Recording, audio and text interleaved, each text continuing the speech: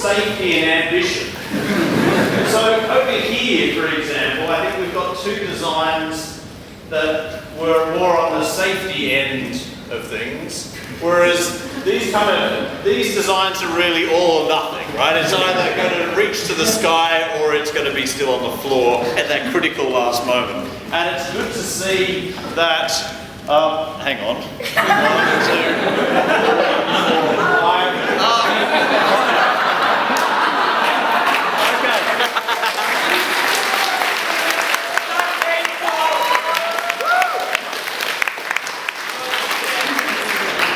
So I was about to say, it's good to see that every team has a tower.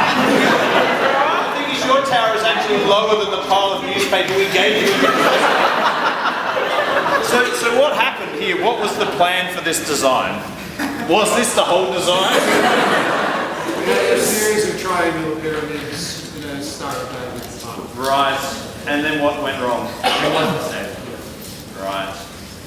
Yeah. That is possibly the lowest tower in the world. Well, we have cleaned up. You have cleaned up already, that's it.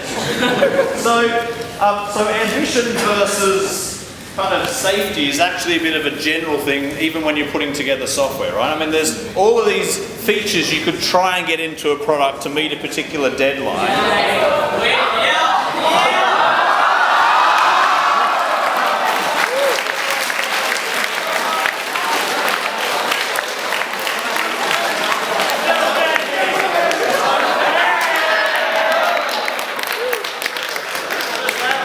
Coming last.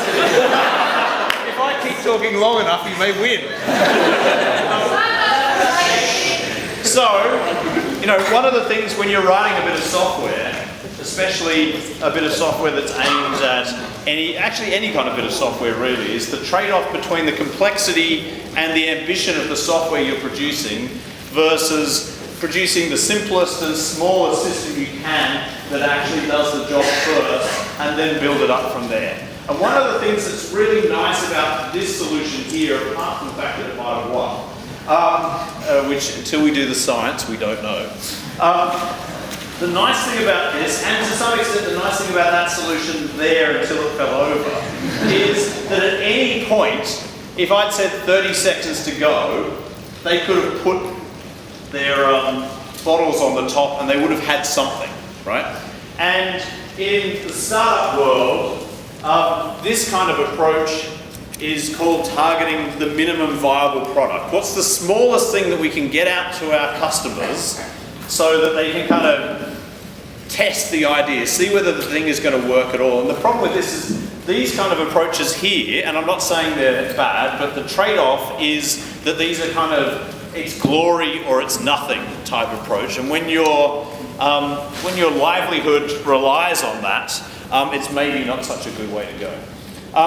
The other thing is you also don't know whether it's going to work until you've actually got this thing up quite high and there's not a lot of other ways to go about it. If this method failed, you wouldn't have had much else you could have done with that apart from lay it on the floor like that, right? Whereas the nice thing about this kind of approach is that it really can kind of be stacked up and you could have changed the plan partway through if necessary. On the other hand, if a team had really got this kind of design going right, the kind of thing that we have seen in the past, not necessarily with the bottles, has been to kind of this kind of level. So it's pretty difficult to get that to be winning when you've got a kind of glorious version of this going. So, but that is very much the nature of the trade-offs you make when you build anything, really, and software in particular, because software is so complex. I also want to just talk a little bit about the fact how the teams were actually working together. So one of the things that distinguished this team is they actually started working last, right? So it's very tempting, you get, oh God, James has said 10 minutes, we have to talk for 10 minutes. But in my experience over many years, the tallest towers often come from the teams that don't just dive in the instant they can get hold of newspaper and start tearing it into shreds. And the other thing is, because the design was relatively simple, everyone on the team knew what they were doing. There were people, like I just watched Jess, the whole entire, you've got newspaper on your face. just spent the whole time wrapping that same size unit over and over again, and I had a whole team of people constructing these bits, right? Whereas in some of the other teams, there were times when people clearly didn't know either what they were meant to be doing, or they thought that the sword they were making was in some way going to contribute to the tower when they were bashing it against someone else in the team. So it is critical to use all of the people and all of the time as best you can. And the other thing you have to say about this tower is they put bottles on with 10 seconds to go, right? So they literally used from the moment I said go to the final moment to actually get that tower to the point where if I'd said stop 1 minute earlier, I suspect they probably would have lost. I'm not quite sure. It's very, very tight. So, all right, let's get into the business of measuring. So I'm going to start with the lowest tower. I want to see whether they're on the floor or whether they're on newspaper. Yes, but you know, you're not part of the structure. All right, so they're on 0, right? These ones here. Having a sign doesn't improve it now. It's like about 10, 15 centimetres off the ground. There. Let's see this one. So my normal thing is to kind of measure them against my arm. So, and then use the polygon. So that's, we're going to call that lower elbow height. Measure it from the wrong side. Measure it Yeah, from the wrong from the other side. side. You said it's from the bottom. What's at the bottom of the Lowest, lowest? There you go. It's the lower elbow. I mean, it's not exact. bottom. That's the top of the bottle you're measuring from.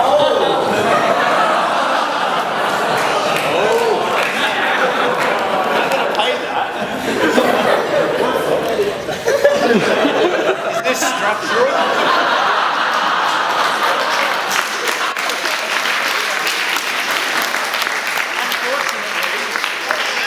Unfortunately, I said anything else on the tower would cause your team to be disqualified.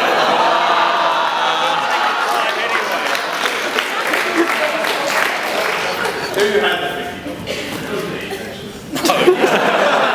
Alright, I'm going to play it for now until somebody else comes and gives me a better story than yes. Alright, fine, I'll measure it to the top. So let's call that the lowest one, that's there on my forearm. Alright, so let's move to the next one there.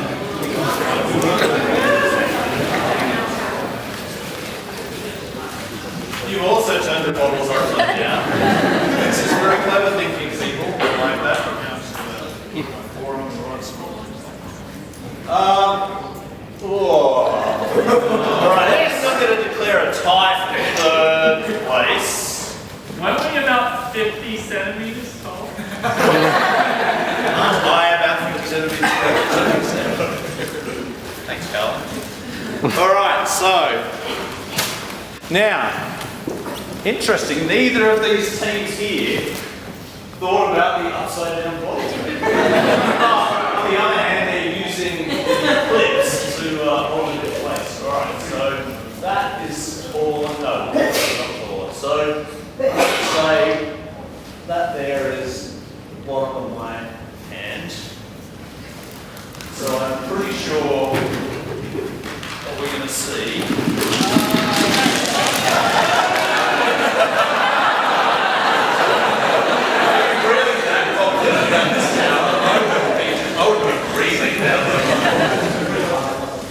And I'm going to give this to you by a thumb.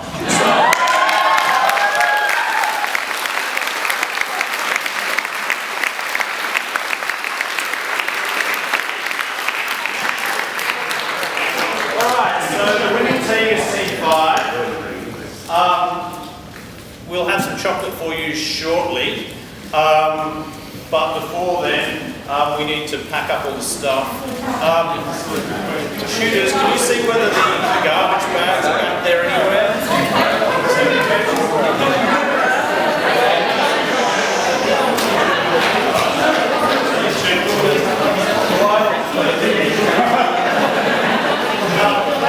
Hang on a sec. Need to work it. Well, they should have come down with all the stuff.